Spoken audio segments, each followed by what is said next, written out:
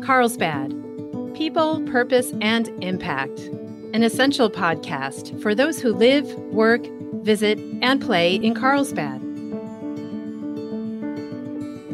Good morning and welcome, everyone. My name is Brett Schanzenbach. I'm the president and CEO of the Carlsbad Chamber of Commerce, and I'm your host today. And I'm excited to have with me Aimee Nava. Aimee is a Spanish teacher at Carlsbad High School. Good morning, Aimee. Good morning. Thanks for joining us. No, thank you for having me. We are excited to have you, and I'm going to just start off by letting our audience know that you were honored very recently at our CBAD Awards as our High School Teacher of the Year, so congratulations for that. Thank you. It was an honor to be nominated and then selected for that. Very cool. I hope you enjoyed the luncheon and all the festivities. It was so great. I brought my husband with me, and he was like, you need to win this every year because this lunch is spectacular, and I love learning about everybody. He works at a nonprofit here as well. He was so amazed. We had such a great time. Oh, that's wonderful to hear. Oh, that's great. Glad you guys had such a good time. So I wanted to kind of go back and let our audience get to know you a little bit and know you personally and about your passion, which obviously was the big reason you were awarded this wonderful recognition. You grew up in Tijuana and then came to this country at about the age of 12, came to Oceanside. So tell us a little bit about that, like growing up, somewhere else, not knowing the language and the challenge and what that did for you. Yeah, of course. My parents moved from a southern state of Mexico to Tijuana years before I was born. And my dad used to cross the border every day to work. Okay. And at some point, it just got too much. So then they filed for residency. And sadly, it happened when 9/11 happened. So it took a long time for them to get that. To get processed. Yes. So finally, when I was 12, my dad just said, hey, everyone's papers come in. Let's go. And I thought we were moving down the street. I don't know. I thought I was going somewhere completely different. Yeah. And then we moved to Oceanside where we had family. And that was great because I had known my whole family the whole time, but they were always going over there. So it was awesome coming somewhere new until I realized everything here's different. Oh, yeah. I don't understand anybody. What is going on? Why are people speaking to me in Spanish and then I go to the store and then I don't understand anything anyone else is saying? Yeah. So it was a challenge just because, as I mentioned, when I won this award, I've always loved education. I've always been good at it. So then when I immigrated here, all of a sudden education was hard. Yeah. All of a sudden I wasn't understanding what my teachers were saying, my peers. And it was something that really set me back at first. I took a step back and I said, I can't do this. This is so hard. Sure. But thankfully, I had a teacher called Mr. Frazier. He was my ELD teacher. And the way he taught his class, he was really big about, it's hard right now, but that does not mean it's going to be hard forever. Mm-hmm. And he really took me under his wing, taught me English, introduced me to the Beatles, which is great because now I know all of their songs. Just really try to immerse us in the culture, how to do fundraisers, how to give out scripts like in English. It was a whole immersion that he did while still allowing us to say, hey, you're learning something new, but always remember where you come from. Nice. So for me, that was, this is all new, but I love education. Yeah. And I love being in school. I know that's hard to say for some people, but I always loved it. And so after 3 years in middle school, I was able to get back into normal classes and was able to get out of ELD. But, oh gosh, he really turned around what I thought education was. He really turned around to say, it's not easy for everybody. Everybody has different challenges, but with a little help, we can all get through it. Yeah, that's wonderful. That's funny that you say like you love education and school. And my wife just finished her master's degree. So she went back later in life, got her master's degree, and it was a grind. It was not an easy program. She got a master's in bioethics. Wow. So that's an interesting topic. And we're sitting at the kitchen table and she dropped some hint or some comment about going further with her education to like a PhD. And my daughter, who's a freshman in high school, goes, why would you do that? It's school, Mom. It's school. But like you said, some people love it, right? My parents still to this day, they're surprised when I I went to UCSD, and after 4 years, I said, I'm going to keep going for my master's. And they were like, Nice. okay, that's fine. And then I said, I'm also going to get my teaching credential. And they were like, are you coming home ever? Ever? And then I got married, and then I decided to get an admin credential. And my parents were still like, when are you going to stop? Like, you work Just out of keep school, going and you going. keep going back. What do you want? And I was That's like, I amazing. don't know. I just want to keep going. So I That's get your great. wife. Your wife, Yes. props to her. Yes. No, that's amazing. You come at the age of 12, and I think I picked up from what you were saying, that must have been about 6th grade? Yes, sixth Okay. grade. So that whole middle school time, you're learning the language and still obviously going through school. And then by the time you hit high school, you're able to be what, I don't know what they call it, mainstream or, the other classes. And so onward you go, and your passion, obviously, for learning was never squelched, although it got more difficult. So all of this is going on. You're experiencing Mr. Fraser as a really great example of how you can affect people. And so talk about your desire to be a teacher yourself. Right. I feel like I did not want to accept that I was good at teaching for a long time. Mostly because as a daughter of immigrants, when you come to this country, my parents really instilled in me, you have the opportunities of a lifetime. You have Yes. opportunities that others didn't have. You can be anything you want. And I think sometimes as immigrant children, we feel like we have to do lawyers, doctors, like top money paying stuff, Yeah. right? My parents have worked so hard, and why would I not be something so great? So in high school, I was very much in the idea that I was going to start my own business. I was going to own something big, and I was just going to do great things. But all throughout it, education always came back to me. For my community service, I used to go tutor in after-school programs. I used to go to community centers in Oceanside and help middle school kids get better at writing. I used to go back to my middle school and do community service with the ELD students for Mr. Nice. Fraser.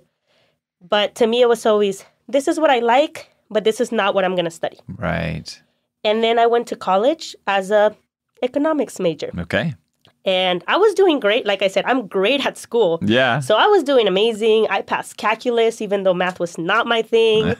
And I remember clearly my second year during the fall, I was doing my econ homework. And I realized I hate what I'm doing. Like, I'm great at this, but I do not like econ. I do not like math. And I remember I called my parents and I told them, I don't think I can do this. Like, I don't want to do econ. It's so boring to me. Sorry for all the econ people out there. I was like, I can't imagine this life. And my dad said, well, what do you like doing? And I said, well, that doesn't matter. It's not what I like doing. It's what I'm going to do for the rest of my life. And he said, that's the point. What do you like doing? And I said, well, right now I have a job tutoring for writing, and I love that. And he said, there's a thing called teaching. And I said, no, Dad. I was like, you don't understand. Teaching is what I do for fun. And he was like, no, teaching is a profession. And I started thinking about that after he talked to me.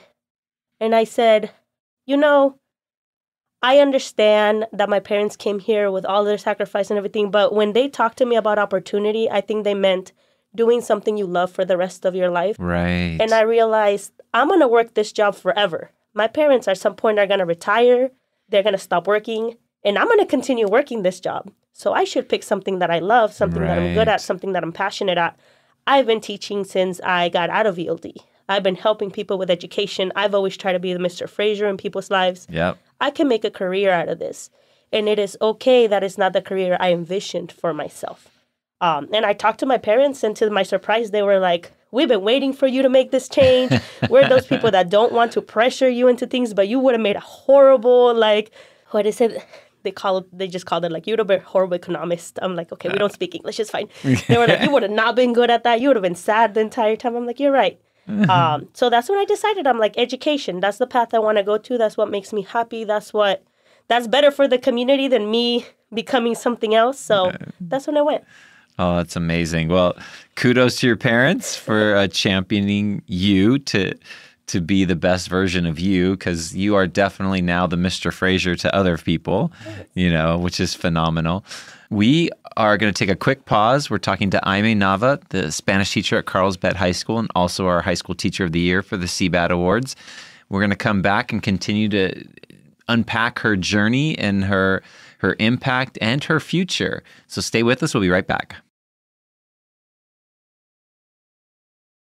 So, Aimee, when we were talking before, we were talking about your journey to become a teacher, and you didn't start initially at Carlsbad. So I believe you started down in maybe Mira Mesa or something? Yes, I started teaching in Mira Mesa High School in the San Diego Unified District. And was Spanish always your focus as a teacher, or? As a teacher, yes. When I decided I wanted to get my credential, I was dabbling into English, but I quickly realized, to me, Spanish has always been something so innate. I grew up as a Spanish speaker. Right. And I took Spanish in high school to try to perfect my grammar because I came here when I was so young. And I realized most of the Spanish teachers I had did not look like me. They were not native speakers. And it really took an effect on me in saying, I could be the Spanish teacher that sometimes I wish I had. Sure. In order to really expand that there's more Spanish than Spain Spanish. There's dialects, there's Latin America, and there's Mexico. So to me, it was very important, not only the subject, but the cultural aspect to it. Oh, that's great. So, and then how long was it before you how long have you been at Carlsbad? This is year 6 for me. Okay. And all at Carlsbad High? All of it at Carlsbad High. I did 1 year at Mira Mesa, but then destiny brought me okay. here. So it was a very short stint at Mira Mesa. Okay, great. And I love one of the things that you shared. You shared that you want to be the type of teacher that provides students with a safe space to thrive academically. Talk about that. Yes. When I came to Carlsbad, I had already 1 year under my belt in Mira Mesa, but I was learning how to teach in Mira Mesa. I give kudos to them for having me so early in my career. When I came to Carlsbad, I realized I did so well in ELD with Mr. Frazier because I always felt like that was my second home going there. I always felt like that was my family going there. And I wanted to now focus on recreating that for all of my students. So not only do you feel safe as a person, but do you feel safe to make mistakes and grow academically as a student as well. I think oftentimes we think of kids as, well, do you have an A in Spanish? You must be amazing at Spanish. Oh, you have a C in math? You must be really bad at math. But what I think thriving academically is they're doing their best and they're achieving what they want to achieve and what they feel comfortable with. So to me, thriving academically means the students are coming in, they feel safe to be in that space, they learn what they feel like they need to learn in that moment, and then they show me that mastery. Whether that is my A kid, my B kid, my C kid, my D kid, my F kid, as long as they know that they are doing the best that they can, they usually achieve very highly for themselves. I think taking the pressure of, I don't see you as a grade, I see you as an individual, really has a positive impact in my classroom. That's beautiful. And I'm going to segue off of that right there, that seeing them as an individual, because your connection to your students goes outside the classroom as well. You are known to show up at games and recitals and plays and other things. Talk about that. That is the fun part of my job. I love teaching Spanish, but these kids do amazing things that I want to see them do. For example, I think teaching them Spanish is amazing, but just seeing them thrive in what they love is great. I tell them all the time at the beginning of the year, I'm a great teacher, you're a great student, but you're probably great at something else, and I want to see you be great at that. So I make it a point to go to the stuff they invite me to. At first I said, hey, what are you doing on Wednesday? I have a choir concert. I'll go to that. Hey, wonderful. I have a soccer game. I'll go to that. And thankfully, I have a very supportive husband who I tell him, hey, for date night, do you want to go watch the lacrosse game? And he's like, I don't even know how lacrosse works. I'm like, me neither. Let's go learn. And he's super excited about it all the time. That's great. But that connection you build with the kids makes them realize you care for them more than just their grade. You care for them as individuals. Sure. It's so much easier to understand a kid. For example, if he's falling asleep first period, and I'm like, why are you so tired? Is my class that boring? No, you had a lacrosse game till like 9 p.m. You got home probably at 10:30, And if I nudge you like, hey, do you need a minute? And they'll be like, oh, you were at my game too when you're here? Okay, I can power through this, right? I tell my students all the time, the best part about being a teacher is that in a couple years, I'm probably going to get some pro stuff out of everything. I'm going to get a pro baseball player. I'm going to get like a pro singer. I'm going to get a pro violinist. Like all these great things that go beyond Spanish. I tell teachers, if you're having a hard time with a certain kid, find out what they like and really commit to knowing them, because that's the fun part of the job. Yeah. Conjugating is not my passion, but just learning about these kiddos is, because I'm with them for 10 months. And if the only thing I know about this kid is their name and the grade in my class, I don't think teaching would be as fun. Yeah. Oh, that's beautiful. And I can see why you have such a big impact on these kids. That's great. Now, you mentioned you went to UCSD and got your bachelor's and then continued, got your master's and your teaching credential, but there's something new coming up into your future. So you teased it a little bit, but tell us about your new position. Right. I am honored to say that next year I will be the new assistant principal at Carlsbad High School. Wow. Congratulations. Thank you. So you got your administrative credential not too long ago. Now, is that full-time assistant principal or part-time teacher, part-time assistant principal? What is the deal? No, full-time assistant principal. Okay. And it's something I didn't necessarily see in my future right away. Like I mentioned, I love teaching. Teaching is amazing. And what I thought was going to happen was I thought I was going to teach for another 5-10 years and then move into this new role. But I went into that credential because I run a club on campus called Dale Cultura, which focuses on Latino students and how to succeed in Carlsbad High School. Okay. And I clearly remember 2 years ago we were having a conversation of what was their life growing up in high school in Carlsbad like anyway from elementary all the way to high school. And one of my students was really adamant about, I love Carlsbad and it's great, but I've never felt like I could go to somebody and that they could identify with me. And I told them to expand on that. And they said, here and there, I've had like teachers of color, teachers that speak Spanish, teachers that understand what it's like growing up without as many resources as others. Sure. But all throughout education, I've never had somebody at the office to go talk to, somebody like a counselor to go talk to. And I told them, I said, well, maybe you could be that person. Right. Maybe that could be you. And they said, yeah, but that's going to take a long time, right? Like I'm barely 16, 17. And I said, you're right. And then they said, Miss Nava, do you ever think about doing that? And I said, whoa, I don't know. I'm very comfortable in my classroom. And they said, yes, but do you think about the impact you could have if you were there? And that's when I decided, hey, in the future, I do want to do that because that's why I do this job. So then I went for my credential, and like I said, I was planning not to use it, but this opportunity came up this year, and I realized I want to have an assistant principal job here at Carlsbad High School because Carlsbad High School has given me the opportunity to thrive, to grow, to become the educator I am today. And maybe what I thought the timeline was going to be like was not really what it was going to be like, but I said, these students need me now. I have an opportunity now. I've been teaching for 6 years here now, and I've loved every second of it.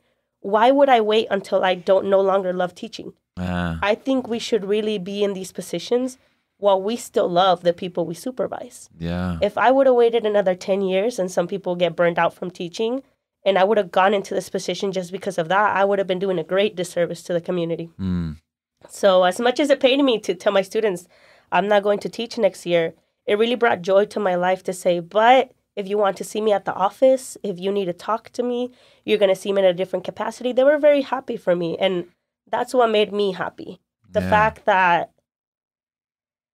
Carlsbad High School was ready to embrace me in this new position, and I was ready to take it on. So that's going to be an interesting next year. I'll be learning lots more.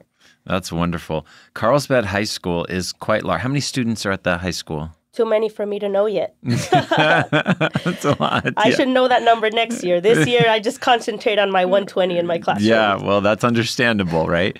That's great. So you'll be in the admin office next year. And there's, so Julie is the principal, and she's there staying. Miss Redfield, yes. Miss Redfield, sorry. And then how many assistant principals will be part of the team next year? 3. 3, and that's... And so are you replacing somebody who left, or they've added another assistant principal? Oh, no.